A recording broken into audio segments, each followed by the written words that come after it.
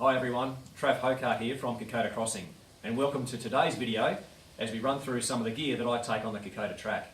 Today we're going to cover off on just some general items that I take with us.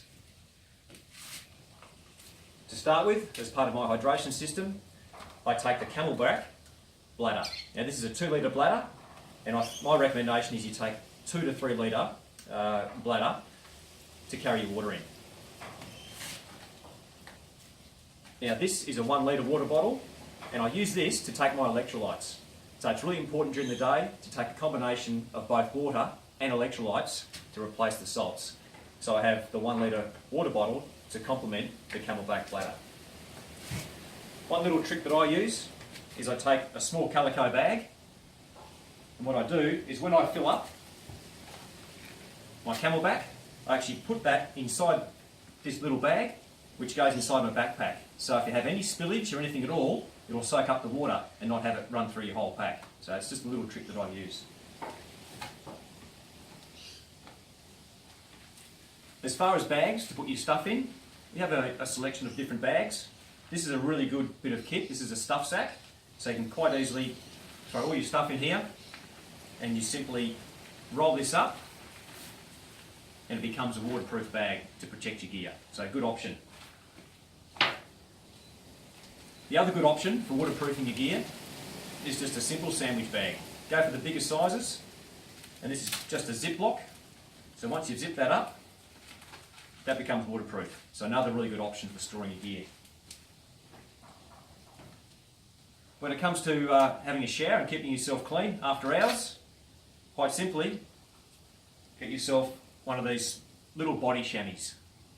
Very lightweight, and once you've used them, you just wring them out, and once you've dried it out as best you can, stuff it back in a little sack and goes back in your pack.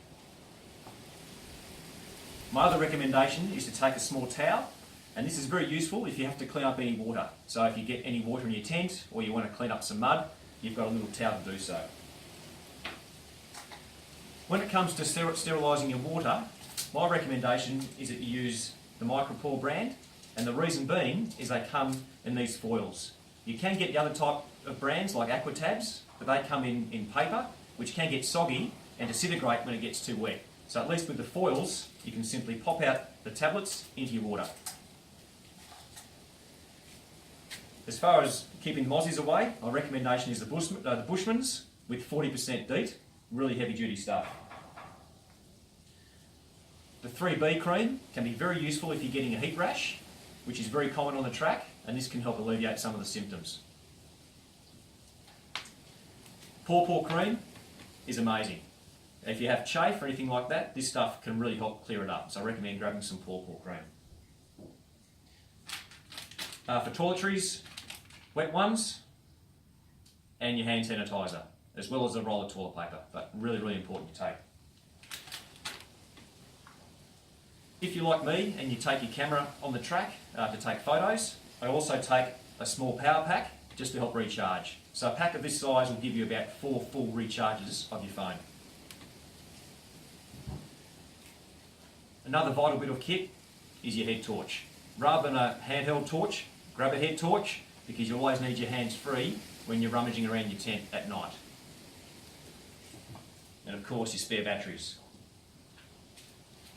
Just a small little tip, often you'll be sharing hotel rooms with other people, earplugs, for obvious reasons. When it comes to preventing blisters, I take with me a selection of band-aids, I take some Fix-A-Mole tape, which is really good, and also a tape of Elastoplast to help prevent blisters. When it comes to drying out your gear at night, another option is to take a small bit of cord and have a makeshift clothesline and just a few pegs to go with that as well. Pocket knife. When you're over there, the porters do a fantastic carving if you wish, and you can take a souvenir home with you, but they do need a knife to carve that for you. So just take a small pocket knife that you can give to the porter just to use as he carves your pile for you. When it comes to waterproofing your phone, you can use something like this, which is the life-proof cover, or you can use something along these lines, which are easily picked up from a BCF or a camping store. So if you take your phone, as I said, I take my phone to take photos, I keep it stored in one of these. And finally, I take a couple of these little bags just to store some of my gear in, lightweight, and they fold down. So once again, this is not an exhaustive list. There are a few other things to take as well, like a bowl and cup and spoon, but we provide all that information in the equipment list. So once again, if you have any questions at all, please don't hesitate to ring me, jump on our Facebook page, or contact me through the website, kokodacrossing.com.